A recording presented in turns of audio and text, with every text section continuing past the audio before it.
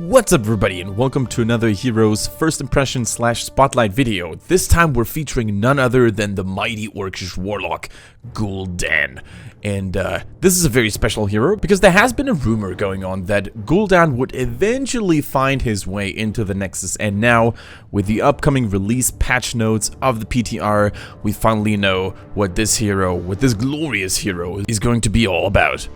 First of all, we're going to go over all of his basic abilities. Next, we're going to move on to both of his heroic abilities. And last but not least, of course, we are going to take a closer look at what his talents look like.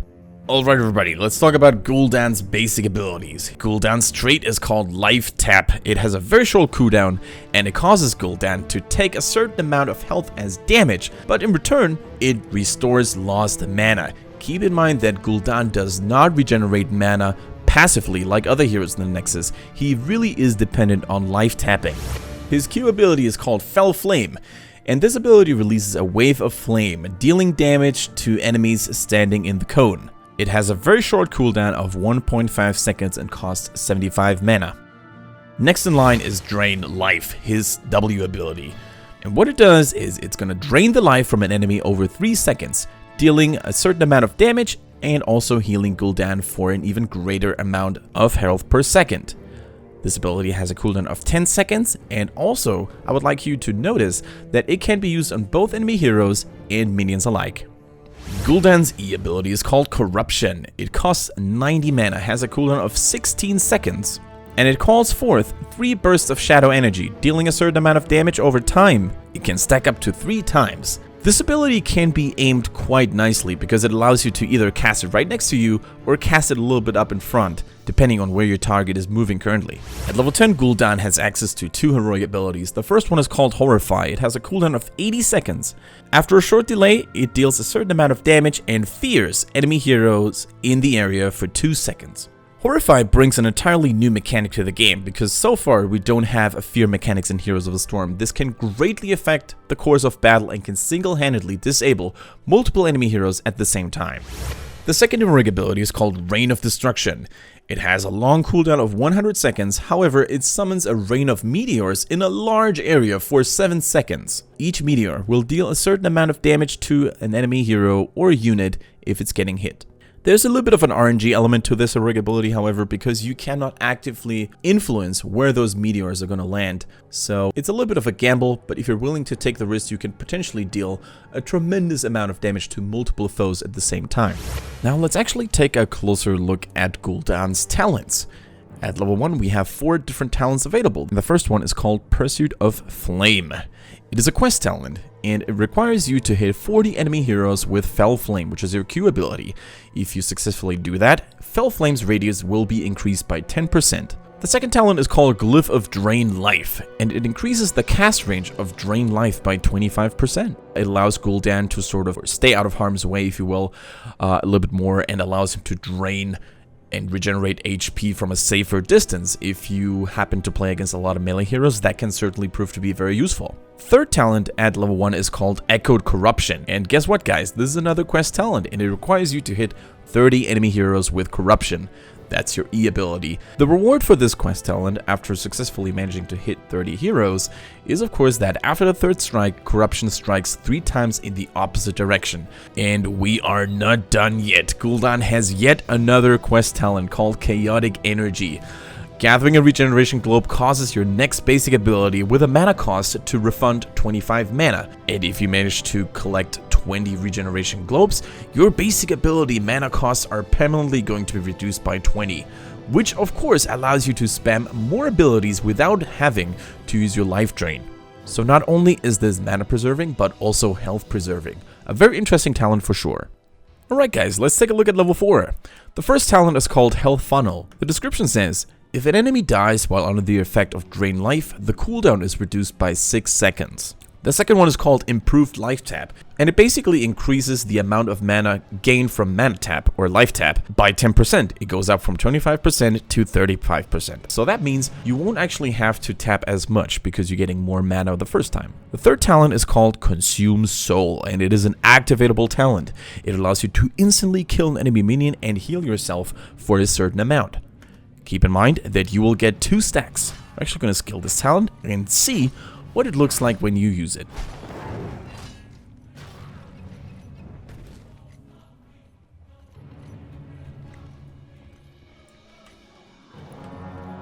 Alright guys, time to take a look at the level 7 talents. This time we have 4 talents at our disposal. The first one is called Bound by Shadow. Each enemy hero hit by a Fell Flame reduces the cooldown of Corruption by 1 second. Now this is pretty cool because we have a synergy going on between your Q ability and your E ability. So every time you hit an enemy with your Q, the cooldown of your E will also be reduced. The second talent is called Devour the Frail, and it causes Drain Life to deal 50% more damage to enemies below 50% of their health. This acts like a sort of executioner ability where if the enemy is very low, you will get additional value of it. Still, I'm not really sold on the W talents. I might be wrong on this, guys, don't quote me here, but I think that overall you want to get more value from your Qs and your Es because you're going to be spamming those a lot more frequently than your Ws. So I could be wrong on this because Gul'dan hasn't really found his way in the Nexus just yet, but overall I think that this talent is also very situational and compared to Bound by Shadow, for example, won't nearly gain as much value. The third talent is called Curse of Exhaustion. Upon expiration, Corruption slows enemy movement speed by 50% for 2 seconds. So that means whenever the target stops suffering from the damage over time effect that your Corruption applies on them, they will get slowed for 2 seconds by 50%, which is quite hefty. So if your team lacks crowd control in general, or if you want to provide an additional slow to Gul'dan's kit, this talent is certainly a nice extra to have. Last but not least, we have Hunger for Power. And this, ladies and gentlemen, is a very, very interesting talent. It increases Gul'dan's ability power by 15% permanently, but reduces all healing received from allies by 25%. Now here we have to keep something very important in mind. It specifically says healing received from allies. That does not include Gul'dan's safe healing with his W, for example, or with later talents that we're going to talk about in a minute. It is a high-risk, high-reward talent, don't get me wrong. It buffs Gul'dan's damage output significantly, however, it makes it harder for your allies to actually keep Gul'dan alive. However, you can tailor a team composition around Gul'dan, going for Hunger for Power, for example. You take a lot of shields, you take a Tassadar, for example, as a support, you take a Medivh, because these shielding effects won't actually be affected by Hunger for Power. So once again, this is a really cool talent for your teammates and your team in general to think about and maybe use the hidden advantages that it comes with. Alright guys, we have now arrived at level 13, and the first talent is called Fell Armor. And what it does is, upon hitting an enemy hero with Fell Flame, it'll grant yourself a spell shield, reducing ability damage taken by 30% for 2.5 seconds. Every time you hit your Q, keep that in mind. So if you manage to successfully chain your Qs to enemy heroes, you will have a spell shield permanently up that will shield yourself against ability damage by 30%. Keep in mind that the cooldown of Fell Flame is only 1.5 seconds, whereas the spell shield effect will last for 2.5 seconds. So, if you are very skilled and if you're very good at aiming your Fell Flame, you will have a permanent spell shield up on Gul'dan, which can prove to be extremely strong against heroes like Kal'thas, Jaina, or Li Ming. The second talent is called Harvest Life. Drain Life will now heal for 50% more health when used on heroes. This basically increases Gul'dan's self-sustain. Next in line is Dark Bargain. And this one, ladies and gentlemen, will permanently increase Gul'dan's maximum health by 25%.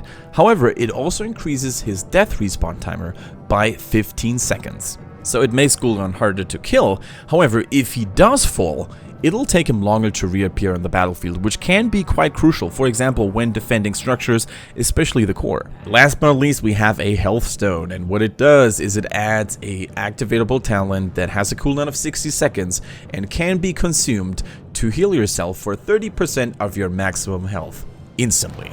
This is pretty cool because here at level 13 we see several talents that buff Gul'dan's survivability or self-sustain. So keep in mind that, for example, Harvest Life, Dark Bargain, or Healthstone work really well with Hunger for Power, which weakens allies' healing effects on Gul'dan. So you can sort of take care of yourself a little bit better at level 13 by either boosting your health permanently or having a little bit of a health potion, aka Healthstone, ready to be consumed.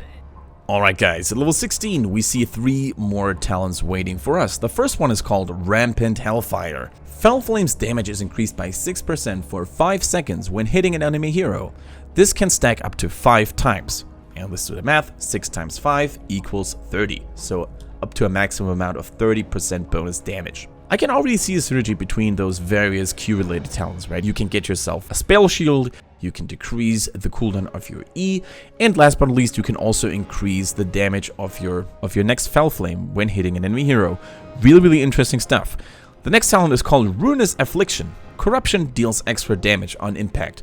If the enemy is hit by all 3 strikes, the 3rd strike deals an absurd amount of extra damage. Whereas I really like Rampant Hellfire, I'm not really sold on Ruinous Affliction, because Gul'dan's E ability Corruption can be dodged rather easily, so I think it's a little bit risky to go for Ruinous Affliction compared to Rampant Hellfire, which can be aimed by yourself and thus will always have a certain value. The last talent is called Darkness Within. After using Life Tap, the next ability you cast has 20% increased ability power. This allows Gul'dan to manually increase his damage dealt when you really need it. Once again, let's go back to level 7 and combine this talent with Hunger for Power, which will give you a 15% passive damage boost to all your abilities, so you can really push your extra damage to the limit, and you can make Gul'dan a really scary opponent to face on the battlefield. It is time to hit level 20 and take a look at the last tier of Gul'dan's talent tree. The first one is called Haunt. It increases the duration of Horrify by 1 second, which means the enemies are going to be feared for 1 additional second, and feared enemies also become vulnerable, taking 25% increased damage from all sources.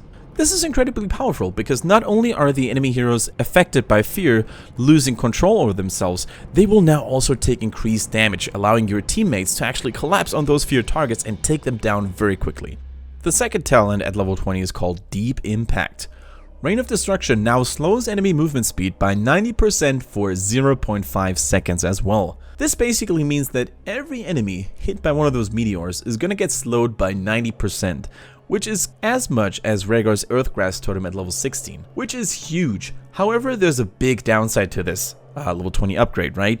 These meteors will spawn randomly and hit randomly, so you don't really have as much control over the impact on the battlefield as with Haunt, for example. However, it still remains a strong crowd control element that will turn Gul'dan into a force to be reckoned with in the later stages of the game. Last but not least, we have Demonic Circle. This is another activatable talent, and it summons a demonic circle at Gul'dan's current location. It can be activated to teleport Gul'dan to the demonic circle. This may sound a little bit confusing at first glance, so why not take a look at how this is exactly going to work.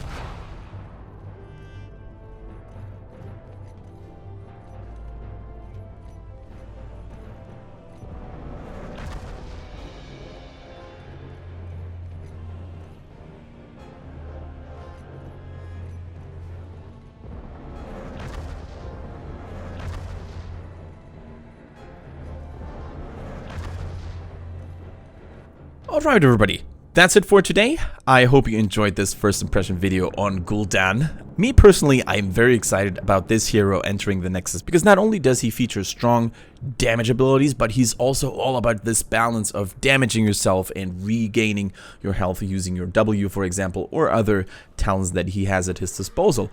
All in all, I think he looks like a very interesting character. The ability to fear enemies is an entirely new mechanic in the game that we haven't seen before like that, so I'm really looking forward to see how strong of an impact Gul'dan can have on the current meta, and if he's going to be picked competitively at all, or if he's just, you know, a little bit too weak at release, because we basically had both scenarios, right? New heroes being a little bit underwhelming or being a little bit overwhelming. Either way, let me know what you think of Gul'dan, what you think about his abilities, his talents, and his overall kit. Feel free to join the discussion in the comment section down below, and, you know, leave a thumbs up if you enjoyed the video, and maybe even subscribe to the channel to never miss one of my upcoming videos. Take care everybody, and see you in the Nexus.